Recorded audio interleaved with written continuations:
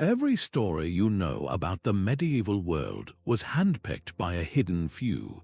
These paper gatekeepers, the scribes and librarians of the forbidden archives, held the ultimate power to decide which myths would live forever and which would be erased from history. By the end of this journey, you will see the entire medieval era through a new lens, understanding how a handful of individuals shaped the very foundations of our culture. What hidden agendas led them to silence certain tales while preserving others, and whose voices were permanently lost in the process? How much of our history is truly fact, and how much is the result of their careful selection? A young man arrives at the monastery gates with nothing but a satchel and a heart full of devotion. His world is the scriptorium, a room of quiet concentration where his life's purpose is to copy sacred texts, letter by painstaking letter. He believes he is merely a vessel, a pair of hands ensuring the word of God is not lost to time. He does not yet understand that his quill is a key, and he is training to become a gatekeeper. This role was born from sheer necessity, in an age where empires crumbled and knowledge was as fragile as the parchment it was written on. Monasteries and royal libraries became the sole fortresses protecting the flame of learning from the surrounding darkness. The men inside were far more than scribes. They were curators, tasked with deciding what was worthy of preservation. They were theologians, interpreting complex doctrine for future generations. And often, whether they wished it or not, they were political agents, their work subject to the whispered demands of abbots and kings. Their primary duty of transcription granted them a quiet, unilateral power. With each stroke of the pen, they faced a choice: to copy a passage exactly, to embellish it for dramatic effect, or to omit it entirely. The historical record we have today is a direct result of thousands of such daily decisions. It was shaped by the scribe's own piety, his fear of heresy, the strict directives of his order, and even something as mundane as the cost of parchment or the legibility of the source manuscript he was copying. This immense power over cultural memory forces a difficult question: how much of the medieval past we think we know is fact, and how much is the carefully curated collection of these paper gatekeepers? The young scribe's devotion was his first and most formidable cage. His senior, a monk whose face was etched with the lines of 1,000 scrutinized pages, taught him the primary rule: every story must first be measured against the unyielding rod of doctrine. Before a single word could be copied, the text was checked for any whisper of heresy, any subtle challenge to the established order of God and King. This was the first and most powerful filter, a sieve of orthodoxy that determined a myth's right to survive. Stories that portrayed pagan gods with too much sympathy, or that questioned the absolute authority of the Church, were not simply set aside, they were actively dismantled. A tale of a powerful nature spirit might be rewritten, its attributes and miracles carefully transferred to a Christian saint, baptizing the old myth into a new, acceptable form. If a story could not be cleansed, it was condemned to the fire, its physical form destroyed to prevent spiritual contamination. This systematic purification ensured that the narratives which reached future generations consistently reinforced the societal hierarchy and the moral codes that held it together. The gatekeepers in this light were not merely preservers, they were doctrinal enforcers, ensuring that only the safest stories passed through the paper gate.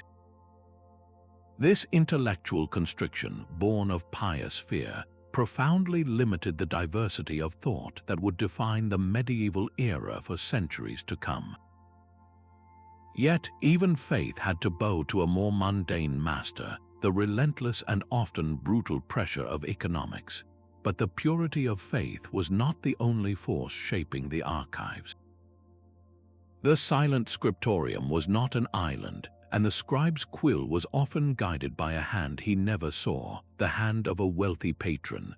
Picture a powerful nobleman, his chest puffed with pride, commissioning a lavish chronicle of his family's lineage. He provides the finest vellum and pays the monastery handsomely for the scribe's labor. Yet his generosity comes with a quiet, non-negotiable instruction: the name of a certain dishonorable ancestor, a traitor or a wastrel, is to be omitted from the record entirely. This was the second and perhaps more insidious criterion for a story's survival: patronage. The economic reality of creating a book was staggering.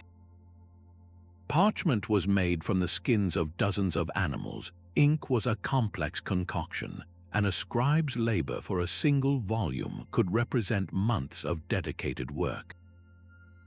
None of this was possible without financial backing, so kings, bishops, and wealthy merchants became the primary sponsors of knowledge. A myth that flattered a patron, that painted their dynasty as ancient and heroic, or that justified their right to rule, was far more likely to be copied, illuminated, and distributed widely. Conversely, a narrative that criticized a patron's greed or questioned their authority was unlikely to ever find a scribe willing to copy it, or if it did, it would never leave the confines of a single, forgotten chest. Our historical record is therefore, in part, a grand monument to medieval power and wealth. It prompts a sobering question: how many incredible stories were lost simply because no one with deep pockets was willing to pay for their survival? This commercial dimension forces us to look past the ideas themselves and confront the brutal physical constraints of the gatekeeper's world. Beyond the quiet demands of piety and patronage, a third, even more relentless force shaped the archive: the brutal arithmetic of materials and labor. Producing a single book was a monumental undertaking, a slow ballet of scarce resources and immense physical effort. Vellum, the primary writing surface, was not paper. It was animal skin, requiring a lengthy process of soaking, stretching, and scraping. A single large Bible could demand the skins of an entire herd, perhaps 200 sheep or calves. Ink was a precious hand-ground mixture of oak gall, iron salts, and gum arabic. Every single sheet, every single drop of ink represented a significant investment of time and wealth. This stark economic reality imposed a ruthless form of triage on the world of ideas. A scribe facing a long, complex text would often abridge it, cutting what he deemed less essential to save on precious parchment. Elaborate illustrations, those stunning illuminations we admire today, were fantastically expensive. A patron might pay for a few golden initials, but an entire book of such art was a rarity. Simpler sketches often replaced complex scenes, and some texts were copied with no images at all.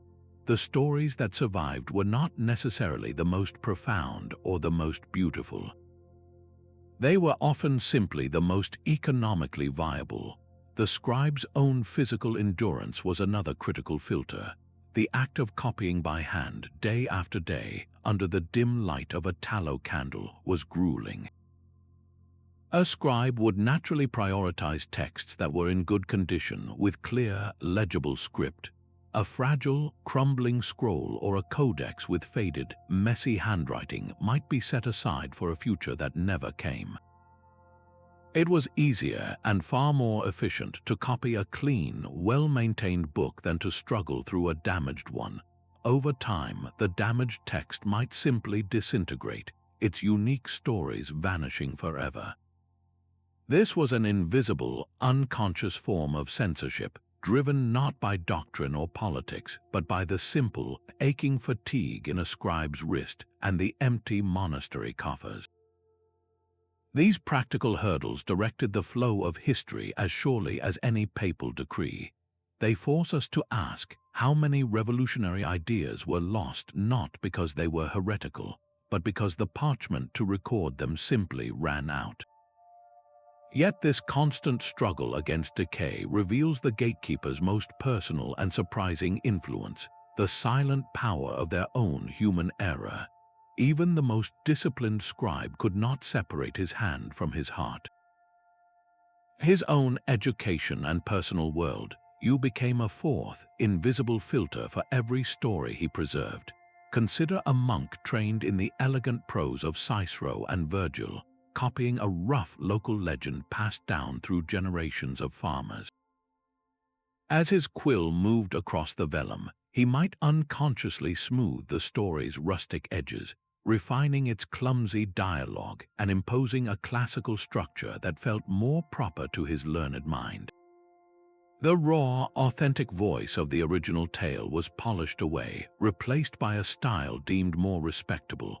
A scribe with a deep interest in medicine might read a myth about a healing spring and add his own observations about the balance of bodily humors. Another, skeptical of fantastical events, might copy a story of a dragon but omit the description of its fiery breath, recording only that a large beast was slain. Their personal passions and biases subtly reshaped the narratives, amplifying themes they valued and muting those they did not understand or approve of. This was not always a conscious act of forgery, but the natural consequence of a human mind interpreting the world. The very definition of a worthy story was filtered through a single individual's literacy and the limited selection of texts available in his monastery's library. He judged new tales against the old books he knew, and if a story did not fit that mold, he might abbreviate it or change its emphasis. The historical record that trickled down to us is therefore a mosaic of countless personal judgments. It is as much a reflection of the scribe's collective mind, their fears, their educations, and their quiet preferences, as it is a window into the past. This deeply human element of selection ensured that the archives were never a perfect mirror of their time, but a gallery of portraits curated by the gatekeepers themselves. And these individual gatekeepers were never truly alone, for their work was always framed by the immense, unyielding power of the institutions they served. The rigid timetable of monastic life governed more than just prayer and sleep.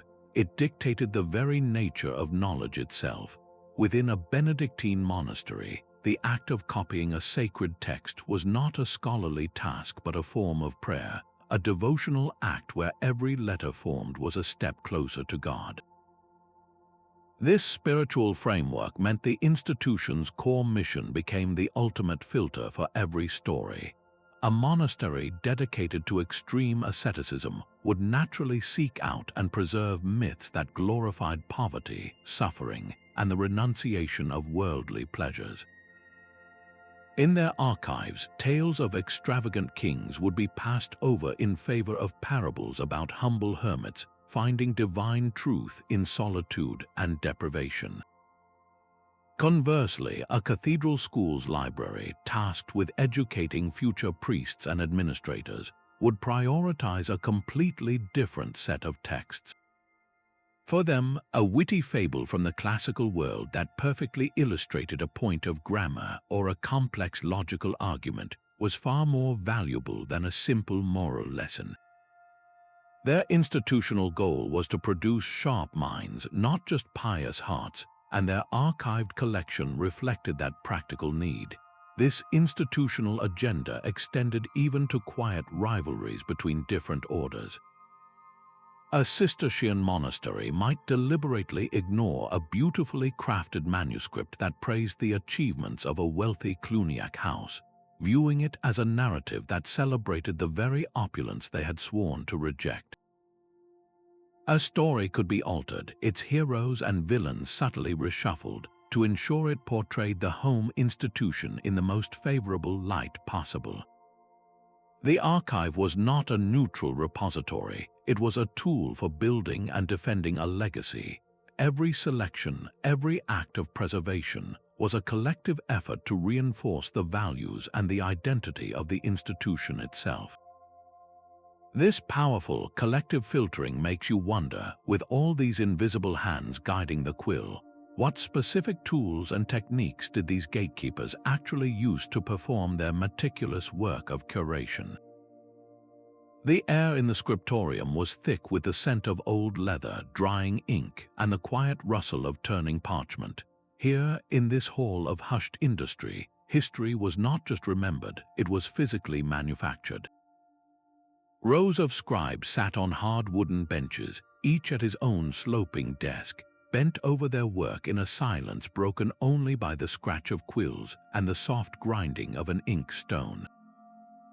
The quality of light was everything, with windows strategically placed to flood the workspace with steady, indirect illumination for as many hours of the day as possible. This careful orchestration of space and silence was designed for one purpose, the flawless reproduction of the written word. Yet this very environment, so focused on accuracy, was where the most subtle alterations to our cultural memory took root. At the head of this quiet operation was the Armarius, the head librarian and master of the scriptorium. His first and most critical act of curation happened before a single new word was written, when he selected the exemplar. From a locked chest, he would choose which master copy of a text was to be duplicated, a decision that instantly elevated one version of a story above all others. This single manuscript, with its own unique errors and interpretations from a scribe long dead, would now become the authoritative source for a new generation of copies. The work itself was a paradox of collaboration and isolation.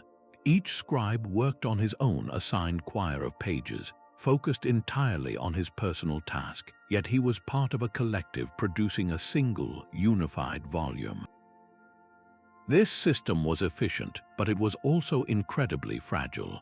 A tired scribe might mishear a word being read aloud from the exemplar by a senior monk and introduce a new error based on a simple homophone. Another, struggling with faded ink in his source text, might make an educated guess to fill a blank space, permanently altering a name or a number.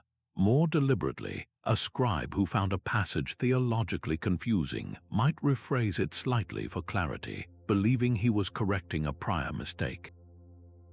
His small change, made in good faith, would then be copied by the next scribe and the next until the original meaning was forever lost.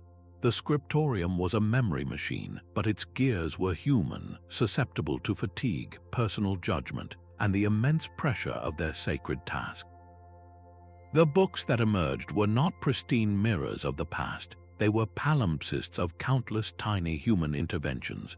To read them now is to try to listen for a single voice in a chorus where every singer has slightly changed the tune. Sometimes the most powerful act of curation was not copying a text, but erasing it. A scribe facing a shortage of parchment would take an older book, one whose contents were now judged obsolete or doctrinally suspect. He would take a pumice stone and meticulously scrape the surface, or use a mild acidic wash to lift the ink, physically scouring the old words from the animal skin.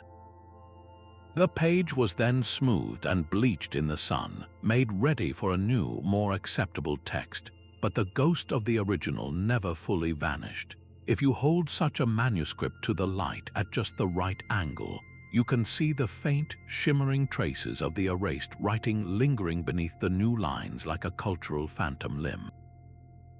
These manuscripts are called palimpsests, and they are the most visceral evidence of the gatekeeper's power. The decision to create a palimpsest was a final verdict. It declared that the vellum itself was more valuable than the story written upon it. The texts selected for this fate were often those that challenged a newly dominant theological point, or pagan scientific treatise that had been superseded by church-approved knowledge. A unique local chronicle might be scraped away to make room for a standard copy of the Psalms. A heretical sermon was erased to provide space for an Orthodox saint's life. This was not a passive loss, it was an active, physical destruction. It reminds us that the silence in the historical record is often a loud and deliberate one. The absence of certain myths is not an accident. It is the scar tissue left by a conscious choice to forget. Every palimpsest is a monument to a story that was deemed unworthy of memory, a narrative murdered so that a more favored tale could live.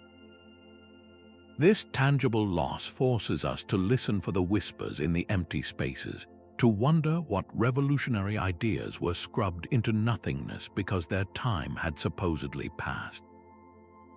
And yet, even this act of total erasure was just one extreme on a spectrum of control, a spectrum that more often relied on a far subtler and more insidious tool, the quiet art of the editorial change. A quiet note in a manuscript margin carries more power than it first appears. The Latin phrase sic corrigendum isti, meaning thus it must be corrected, was a scribe's declaration of authority. He was not just fixing a spelling error, he was reshaping a narrative. Consider a passage describing a queen known for her shrewd political acumen. A scribe, believing a woman's role should be more pious than political, might alter the text. He could change shrewd to devout, or replace a description of her negotiating a treaty with an account of her founding a convent. The core fact of her reign remains, but its character is silently transformed. This practice, known as emendation, was the gatekeeper's most subtle and pervasive tool. It was not the dramatic burning of a book, but the careful tweaking of a sentence. A myth filled with morally ambiguous gods could be sanitized, their vengeful acts softened into lessons of justice. A story's timeline might be adjusted to better align with a bishop's chronicle or a king's official genealogy, creating a cleaner, more acceptable history. These changes were almost never marked with an apology or an explanation. The scribe's version became the new truth, seamlessly woven into the story's DNA. The myth you read today is rarely a single author's work. It is a collaborative creation, a tapestry woven over centuries by the original storyteller and every single scribe who ever dipped a quill to copy it. Each man added his own thread, his own interpretation, his own quiet correction. This continuous, invisible revision makes the search for an authentic, original version of any medieval tale a near impossibility. We are not reading a single voice from the past, but a chorus, and many of the singers have chosen to harmonize according to their own rules. This silent shaping extended beyond the words themselves, into a realm where text and image merged to guide the reader's understanding in an even more direct and emotional way. A dragon coils inside the capital letter of a sacred text, but its form is not terrifying. It is small, subdued, and trapped within the gilded lines of the initial, a mere decorative flourish beneath the saint's foot. This was no accident. The illuminator, with a brush dipped in ground gemstones and precious metals, was performing an act of visual translation. He was not just decorating a page, he was framing the entire story for a largely illiterate audience. His art instructed the viewer on how to feel and what to believe. The dragon was not a monster, it was heresy itself, visually conquered and contained by the power of the church. This is the silent, potent power of illumination, a parallel gatekeeping force that worked hand in glove with the scribe's quill. The illuminator decided which moments in a long text were worthy of a picture. A chronicle might describe a king's entire life, but if the only scene given a full-page miniature is his coronation by a bishop, the message is clear: his authority comes directly from God and the Church. The colors chosen were a language of their own.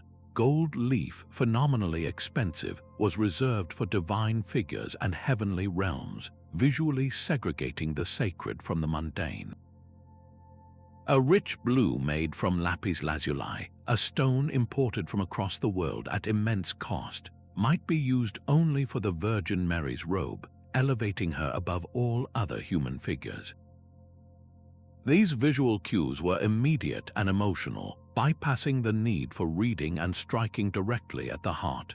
A myth without a single illustration, no matter how compelling its text, risked fading into obscurity, just another block of words on a crowded page.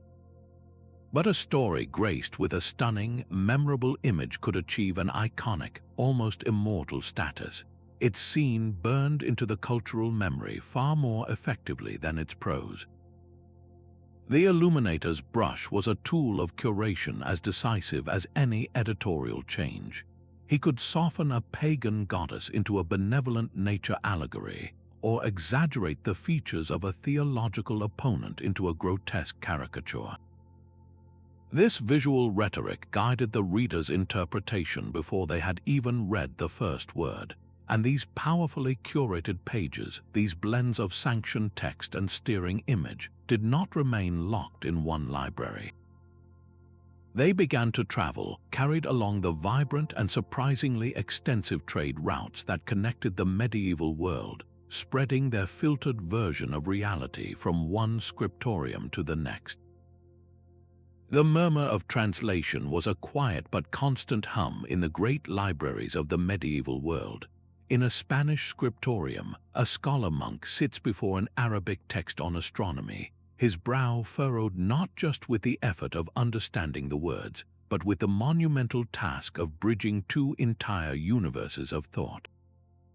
His quill moves to translate a term for a celestial body, but the Latin vocabulary he knows has no perfect equivalent. Does he choose the word that implies a divine, unchanging sphere, or the one that suggests a wandering, unpredictable star? His choice, made in a moment of concentrated silence, will permanently fix the concept for generations of European scholars. This was gatekeeping on a fundamental level, where the translator was not merely a conduit, but a creator of meaning. When any myth or scientific idea crossed a linguistic border, it had to pass through the mind and hand of a person who decided what was essential and what was expendable. A complex Greek philosophical concept, rich with nuance, might be simplified into a blunt Latin moral lesson because the translator believed his audience needed clarity over complexity. A vivid Arabic description of a mythical creature full of sensory detail could be reduced to a single, generic term like beast or monster, simply because the translator lacked the poetic vocabulary or the cultural context to do it justice. The original narrative was not just being moved from one language to another, it was being reborn, and its new form was entirely shaped by the translator's own learning, his biases, and his assessment of what his readers could comprehend. This process guaranteed that the same core story would evolve in wildly different directions as it traveled. A tale from Persia about a clever fox might, in its French version, become a story about a cunning nobleman, its animal allegory transformed into a commentary on courtly politics. The libraries that collected these translated works were not gathering identical stories, but a garden of distinct regional variations, each one a unique fossil of a translator's pivotal choices. The survival of a myth often depended entirely on finding a translator who saw its value and had the skill to give it a new voice, a new home in a foreign tongue. The heavy, iron-banded door was more than wood and metal, it was a symbol. To push it open was to cross a threshold into a realm of whispered speculation. The Chinese letter, Chinese letter, Chinese letter, Chinese letter, forbidden archive. In truth, this place was often less a dungeon of dark secrets and more a high-security vault. Its primary purpose was not to shroud truth in shadow, but to protect the fragile animal skins and precious inks from theft, damage, and the degrading touch of too many hands. Access was a privilege granted to a select few, trusted scholars, high-ranking clerics, and influential nobles, all vetted for their orthodoxy and their purpose. Yet this necessary protection had an unintended and profound consequence. By declaring a text off-limits to the masses, the gatekeepers inadvertently crowned it with an aura of immense power. A theological treatise that was merely complex became dangerously alluring. A political chronicle that was simply candid became an explosive secret. The very act of restriction amplified a document's significance, making it seem far more radical and threatening than its contents may have ever warranted. This cultivated secrecy became a self-fulfilling prophecy, transforming the archive into a narrative device in its own right. The idea of the forbidden library began to fuel the medieval imagination, sparking rumors of lost magical grimoires and histories that could topple kings. A story known to be locked away in such a place was instantly more sought after and more feared than any text freely available in the main scriptorium. The gatekeepers, in their pragmatic effort to preserve order and protect assets, accidentally created the most potent filter of all, the filter of perceived danger. They learned that sometimes to hide a story is to make it infinitely more powerful and desirable, ensuring its legend would survive long after the original parchment had crumbled to dust. The strange case of the Green Children of Woolpit is a perfect crack in the wall of the archives, a glimpse of the stories that almost vanished. In the 12th century, in the English county of Suffolk, 2 children with green-tinged skin were said to have emerged from an underground cavern. They spoke an unknown language and would only eat raw beans. The boy eventually sickened and died, but the girl survived, learned English, and told a baffling tale of a twilight land where the sun never shone. This account was recorded, yet it stands almost alone.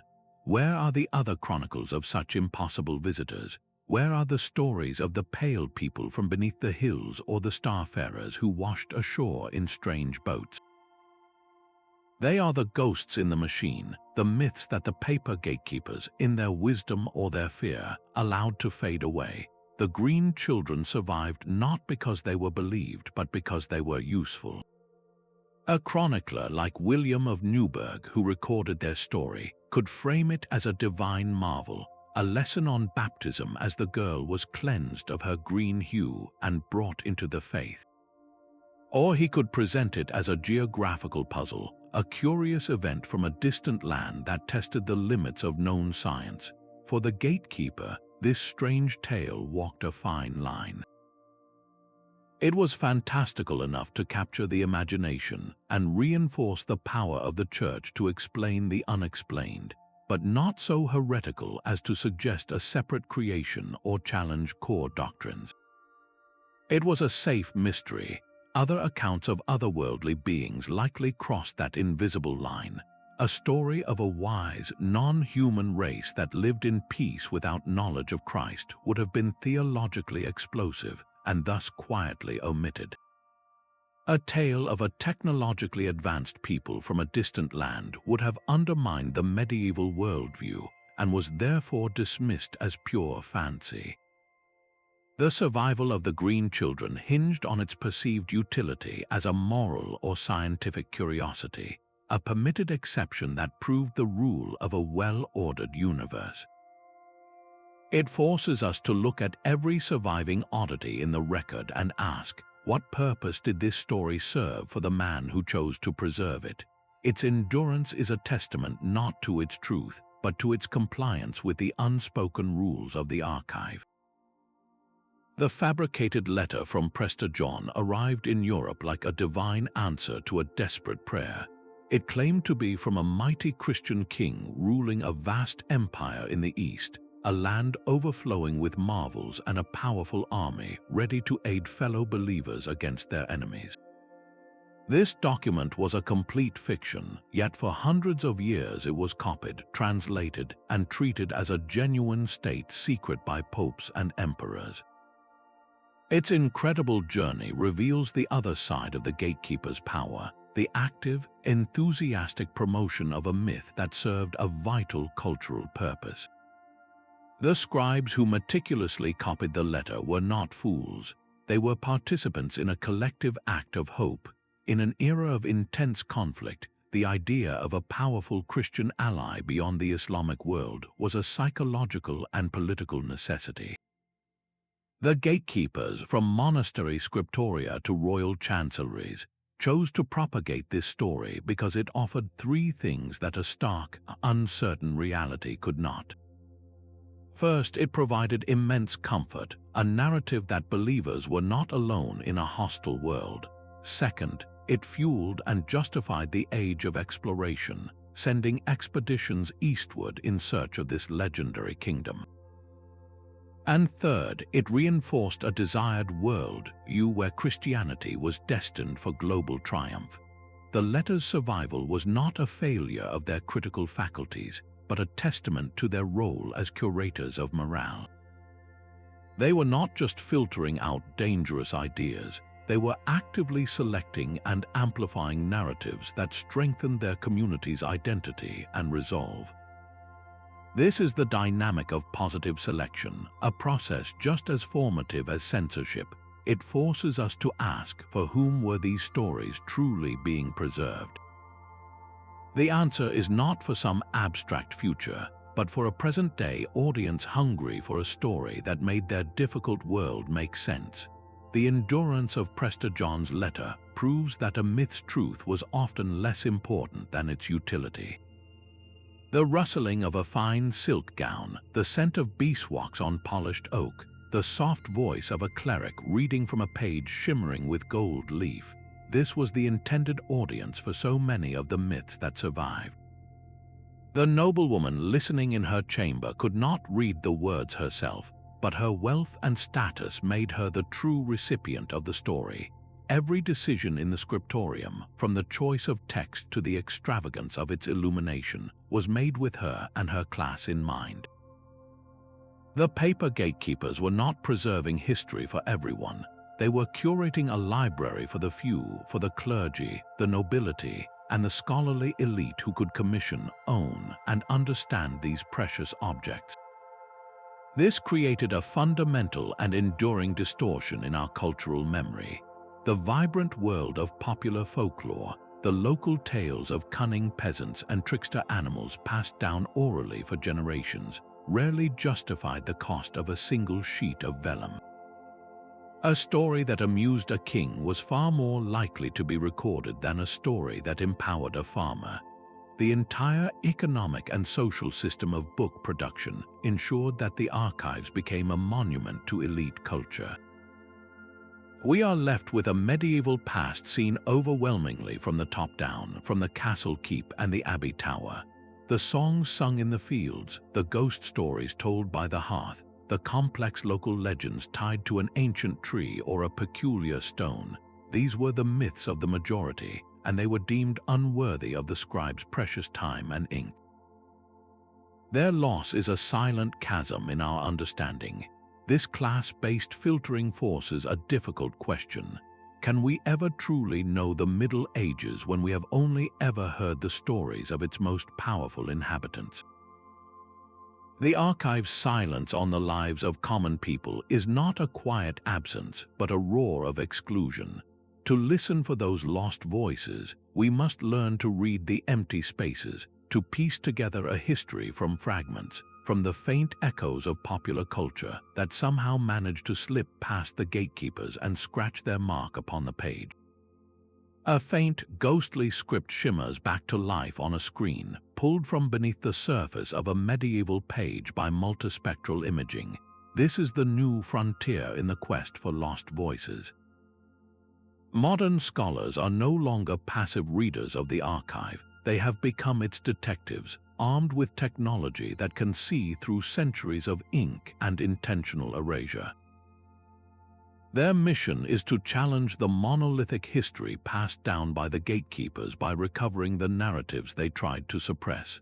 The process is painstaking, a form of intellectual archaeology.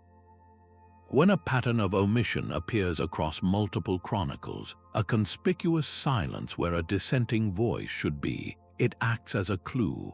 By analyzing the surviving fragments, the quotes that critics used to attack a now lost heresy, historians can begin to reconstruct its general shape.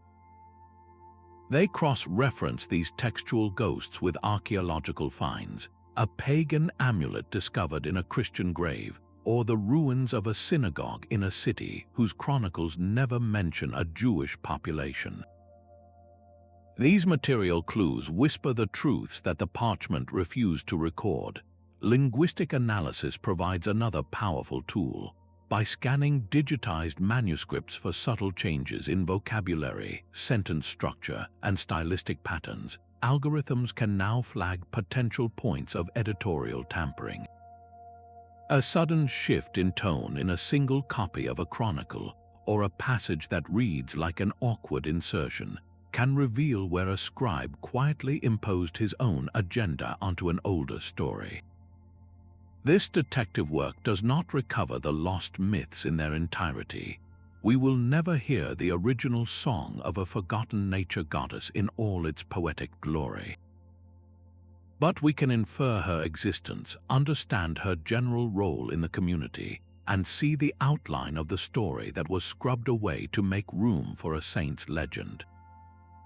Recovering even these faint echoes fundamentally changes our understanding of the medieval world.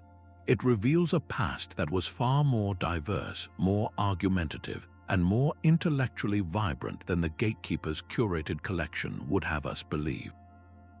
This scholarly endeavor forces a profound question about the present. If we can uncover the biases of the medieval archive, what hidden filters are shaping the digital stories of our own time that future generations will one day struggle to see through? That noble knight on your screen, clad in shining armor and sworn to a chivalric code, is a direct descendant of the stories that passed through the paper gatekeepers' hands. The entire framework of modern fantasy, from epic films to sprawling video games, is built upon the specific set of myths that were deemed worthy of preservation centuries ago.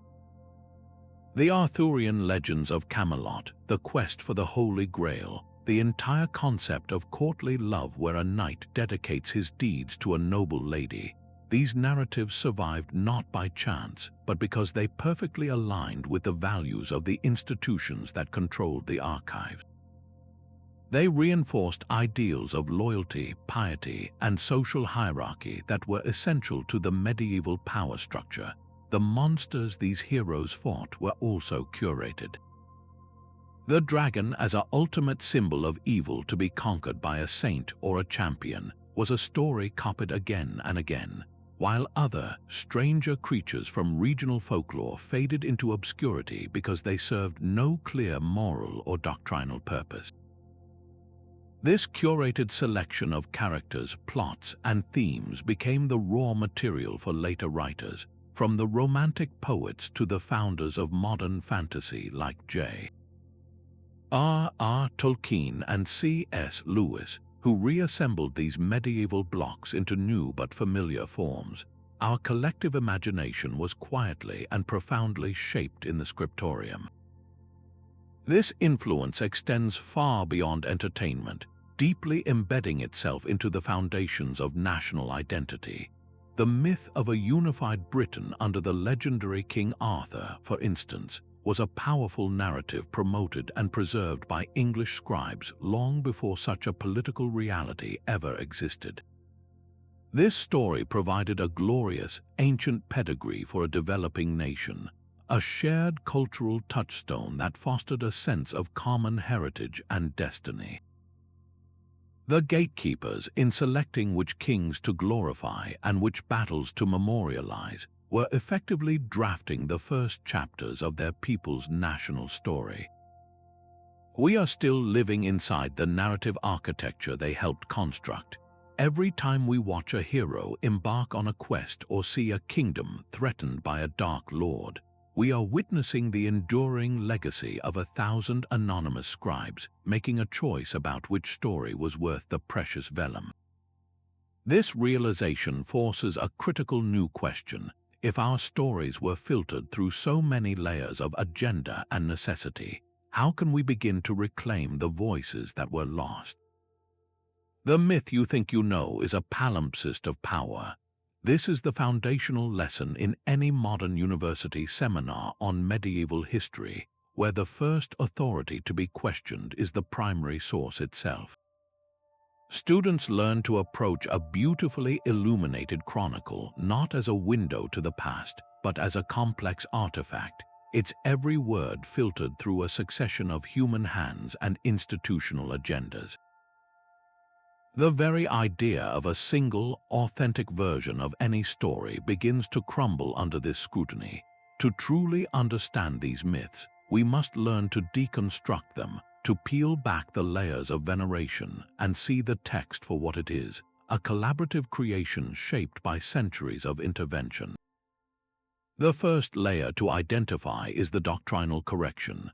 A careful reader might notice a sudden shift in tone within a saint's life, where a passage describing the saint's personal doubts feels oddly flat and formulaic, as if copied from a standard theological template. This is likely the hand of a later scribe, smoothing out a complex human moment to better align with the expected image of unwavering faith. The second layer is the patron's influence. A genealogy of a noble family might list a string of heroic ancestors, but a cross-check with regional records could reveal that a particularly brutal or incompetent forebear is conspicuously absent, silently erased from the family's official story. The third layer is the simple human error. A number in a historical account might be impossibly large, 1,000 soldiers where logic suggests 100, a mistake that likely began with a single scribe misreading a Roman numeral and was then faithfully copied for generations. And finally, there is the translational shift, where a key term for a philosophical concept in Greek loses its nuanced meaning when forced into the more rigid vocabulary of Latin. By learning to spot these fingerprints, we stop reading for a single, monolithic truth. Instead, we begin to hear a fascinating and often contentious dialogue. It is a conversation between the original storyteller and the theologian who corrected him, between the king who commissioned the book and the scribe who grew tired while copying it, between one language's worldview and another's. This critical framework is not about dismissing these myths as lies. It is about appreciating them in their full, messy, and profoundly human complexity. It is the essential tool for anyone who wants to move beyond the curated surface of the Middle Ages and listen for the many voices still whispering in the margins. A 14th-century librarian stands before a locked chest, his hand resting on a manuscript that fills him with a profound unease. It is a work of natural philosophy, translated from the Arabic, that posits a universe operating by its own logical laws, a system that seems to leave little room for divine intervention. His duty as a preserver of knowledge screams at him to copy the text exactly, to safeguard this complex and challenging idea for future generations. But his duty as a guardian of the faith whispers a warning that to replicate such a work verbatim is to risk letting a spiritual poison seep into the library, potentially misleading countless souls. This was the gatekeeper's quintessential dilemma, a tightrope walk between preservation and interpretation. To simply preserve was to risk becoming a passive conduit for error, a fool who faithfully copied the mistakes of a long-dead heretic because they were written on the page. Yet to actively interpret was to risk becoming a forger, arrogantly reshaping an author's original thought to fit the comfortable confines of contemporary doctrine. The librarian's quill hovered over a fresh sheet of vellum caught between these two equally terrifying futures. His solution, like that of so many of his peers, was often a compromise that would define our intellectual inheritance. He might choose to copy the entire text, but surround it with a protective framework of critical commentary or glosses in the margins. These notes would guide the reader, steering them away from dangerous conclusions and toward an orthodox understanding. It was a way to preserve the raw material of the idea while neutralizing its perceived threat. Alternatively, he might abridge the work, cutting the most problematic chapters entirely under the pragmatic guise of saving expensive parchment. Or, most subtly, he could engage in silent emendation, altering a few key phrases to soften the text's edges, making a radical proposal seem like a mild suggestion.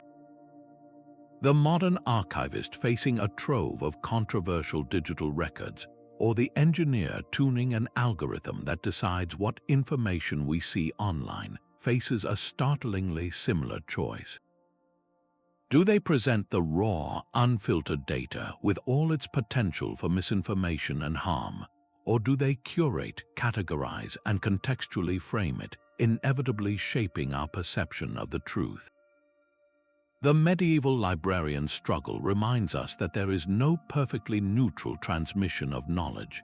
Every act of preservation is also, in some small way, an act of interpretation. The intellectual heritage we received was not a clear stream from the past, but a river whose course was diverted 1,000 times by gatekeepers just trying to do what they thought was right. Scroll through the search results of a major digital library, and you are walking through a 21st century scriptorium. The algorithm that decides which manuscripts appear at the top of your screen is the new master of the scriptorium, the digital Armarius, making a split-second judgment on what you should see first. This is the evolution of the paper gatekeeper. Today, that role is filled by librarians making triage decisions about which fragile documents to digitize before they crumble to dust, by archivists writing the keywords that will become a text's digital identity for centuries to come, and by the engineers who design the search filters that can make 1 million manuscripts invisible with a single misplaced click. The core challenge remains unchanged. Resources are still finite. Grant money for digitization is the new vellum, a scarce commodity that forces impossible choices. Do you scan a beautifully illuminated psalter that will attract public attention, or a crumbling, water-damaged ledger filled with the mundane transactions of a forgotten merchant? One tells a story of faith and art, the other holds the potential to rewrite our understanding of medieval economics. The choice made today will dictate what a student 100 years from now can research with a few keystrokes. The biases are now both human and machine. A librarian's personal research interest might prioritize one collection over another, while an algorithm might inadvertently bury a crucial text because its scanned handwriting is too messy for optical character recognition to process accurately. The search for a heretical text might fail not because it was destroyed, but because it was catalogued under an obscure theological term no modern searcher would ever think to use. This digital filtering creates a new kind of silence, one that is not the result of a flame but of a faulty metadata tag. The ethical weight on today's curators is immense, for they are building the archive that future generations will mine for truth. They must constantly ask themselves, are we creating a digital monument that reflects only the powerful and the beautiful, just as the medieval archives did? Or are we using this powerful technology to finally hear the whispers of those whom the old gatekeepers left out? A museum curator in the modern era stands before a newly offered artifact, a breathtaking illuminated manuscript page. Its provenance is a shadowy trail, suggesting it may have been looted during a war or unethically removed from a monastic library decades ago. To acquire it would enrich the museum's collection, but it would also mean turning a blind eye to a history of dispossession. This is the modern incarnation of the gatekeeper's dilemma, a profound ethical weight that now rests on the shoulders of historians, librarians, and even digital content creators. We are the inheritors of that power, and with it comes a responsibility far greater than simple preservation. Our primary duty is radical transparency. We must be the first to confess that every historical source is mediated, that it has passed through countless hands and agendas before reaching us. This means openly discussing the gaps, the probable biases, and the contested ownership of the artifacts we present. It means labeling a digital scan not just with its title and date, but with a note that reads, "This version of the Chronicle survives in only 3 copies, all commissioned by the winning side of the Civil War."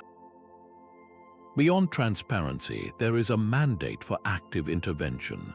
We must consciously work to counteract the selective silence of the medieval archives by seeking out and amplifying the voices those gatekeepers marginalized. This involves dedicating resources to digitize the mundane records of everyday life, the court rolls that mention a clever seamstress, or the merchant logs that hint at a thriving trade run by women. It means prioritizing the preservation and translation of texts from minority cultures and languages that were historically ignored by the dominant scholarly tradition. The goal is to balance the scales, to ensure that the digital and physical archives we build for the future are not merely reflections of past power, but active corrections to it. This mission transforms the curator from a passive guardian into an ethical advocate, someone who wields the power of the platform not to enforce a single narrative, but to host a long overdue conversation. The final and perhaps most challenging responsibility is to wrestle with the tension between preservation and access. Locking a fragile document away in a climate-controlled vault may save it physically, but it also continues the tradition of the forbidden archive, making knowledge the domain of a privileged few. The modern ethical imperative is to shatter those locks, to use technology not just to preserve, but to disseminate as widely as possible. This means creating robust, free digital libraries and ensuring our cataloging systems are designed for discovery, not obfuscation. We are now the gatekeepers, and the choice before us is stark. Will we repeat the exclusive practices of the past, or will we finally open the gates for everyone? Your own search for these lost voices can begin with the click of a mouse. The digital tools available today place a power in your hands that was once reserved for kings and abbots, allowing you to bypass centuries of curation. Start by visiting the online portals of institutions like the British Library or the Vatican Apostolic Library, where high-resolution scans of medieval manuscripts are available for free. You are no longer a passive recipient of the stories they chose to preserve. You are an active investigator in a global scriptorium. The first skill to cultivate is a basic understanding of paleography, the study of historical handwriting. At first glance, a page of Carolingian minuscule or Gothic textura can look like an impenetrable wall of ink, but with a little practice, you can learn to decipher those elegant, alien letters. Online tutorials and guides can teach you to recognize common abbreviations and letter forms. This is the ultimate key to the gate, letting you read the words exactly as the scribe wrote them, without the filter of a modern translator's interpretation. Once you can navigate the script, the real detective work begins. Pull up 2 different digital copies of the same chronicle from libraries in different countries. Read the same passage in each one, line by line. You might find a crucial sentence present in one version but entirely missing from the other, a silent testament to a scribe's personal decision to omit a politically inconvenient detail. Or you may notice a single word changed, transforming a king's action from brave to brutal, revealing the subtle hand of editorial control. This cross-referencing is how you spot the fingerprints of the gatekeepers. To understand the significance of what you find, engage with the work of modern scholars through academic databases. A historian's commentary can provide the essential context you need, explaining why a particular change mattered. They can point you to archaeological evidence or other texts that challenge the official narrative. By combining these tools, you move from simply consuming a myth to actively deconstructing it. You become a collaborator with the past, piecing together a more complete and deeply personal picture of the medieval world, one that acknowledges both the grand stories and the powerful silences they were built upon. A nation's soul is forged in the stories it tells about its own birth.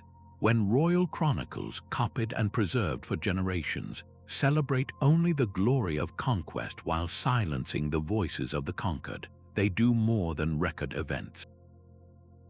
They build a specific kind of identity, one rooted in triumph and often blind to the cost.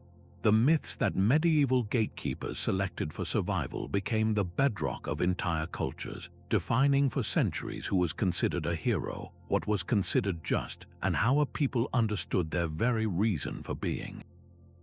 This curated history provided a moral framework, a shared narrative that gave meaning to communal life and a sense of divine purpose to national ambitions. Yet this power came with a profound danger. A collective identity built solely on the victor's carefully edited chronicle is like a building with a hidden crack in its foundation. It appears solid, but it lacks the full strength of truth, the perspective of the subdued, their experiences and their version of events was often the first casualty of the scribe's quill. Without these counter-narratives, a society can develop a distorted, incomplete understanding of itself, celebrating a sanitized past while remaining unaware of the grievances and complexities that were deliberately omitted. This is the enduring psychological impact of the gatekeepers' work. Their selections did not just fill libraries, they shaped the consciousness of nations, influencing laws, justifying social hierarchies, and fueling conflicts for generations based on a version of history that was never the whole story. To realize that our deepest cultural memories are built on a foundation of selective preservation is a deeply unsettling but necessary awakening. It is the first step toward a more honest, critical, and ultimately resilient relationship with the past, a crucial reflection as we near the end of our journey through the Forbidden Archives. The Forbidden Archive is slowly dissolving into a global commons. A future is taking shape where every surviving medieval manuscript, from the grandest illuminated psalter to the most humble legal scrap, exists as a high-resolution, three-dimensional scan, accessible to anyone with an internet connection. This is not a distant dream but the active mission of the digital humanities, a field leveraging technology to shatter the old gates. The movement toward open access fundamentally inverts the power dynamic of 1,000 years. No single librarian, no wealthy institution, no national government holds a monopoly on these cultural treasures any longer. A student in a small town can now scrutinize the same parchment as a professor at Oxford, democratizing the very act of discovery. This shift is amplified by collaborative crowdsourcing, where thousands of online volunteers help transcribe difficult handwriting or tag images, tasks that would take a lone scholar a lifetime. The collective intelligence of the global public is becoming the new master of the scriptorium, and its authority is decentralized and transparent. Artificial intelligence adds another powerful layer to this revolution. Machine learning algorithms can now be trained to read medieval scripts, comparing thousands of documents in minutes to find patterns no human eye could ever detect. An AI might analyze 100 copies of the same chronicle and flag a single paragraph that appears only in manuscripts from one specific monastery, revealing a deliberate interpolation. It could identify subtle changes in vocabulary or style within a single text, suggesting where a later scribe inserted his own commentary into an older work, effectively uncovering lost authorship. This technology promises to systematically map the fingerprints of the medieval gatekeepers on a grand scale, turning their subtle art of curation into a quantifiable science. The ultimate promise is a future where the archives are not just open, but actively speak their lost secrets. We stand on the brink of rediscovering narratives erased by time and agenda, piecing together an understanding of the medieval world that is more holistic, more nuanced, and more truly representative than ever before. It is a hopeful conclusion to our long journey, a vision where the gates are not just unlocked, but finally dismantled, allowing every hidden voice a chance to be heard in the global conversation of history. The medieval myths we know today are not a random inheritance, but a collection carefully shaped by the paper gatekeepers of the past. Every legend of a chivalrous knight and every tale of a saintly miracle passed through a series of filters, each one leaving its own distinct mark on our cultural memory. The scribe's devotion, the patron's purse, the sheer cost of parchment, and the quiet bias of a single human mind all conspired to determine which stories were worthy of vellum and which were left to fade into silence. This long process of curation did more than just fill library shelves. It built the very foundation of our literature, our art, and our understanding of history itself. By pulling back the curtain on this intricate system, we gain a powerful new lens. We become more critical readers of the past, able to question the grand narratives and listen for the whispers in the margins. More importantly, we recognize our own role in this ongoing story. In a world of digital archives and algorithmic feeds, we are all now curators, making daily choices about what information to save, to share, and to believe. Let this knowledge empower you to look deeper, to seek out the perspectives that were historically silenced, and to consciously contribute to a more honest and inclusive record for the future. If this journey through the forbidden archives has intrigued you, we would love to hear which lost myth you wish had survived. Share your thoughts in the comments below.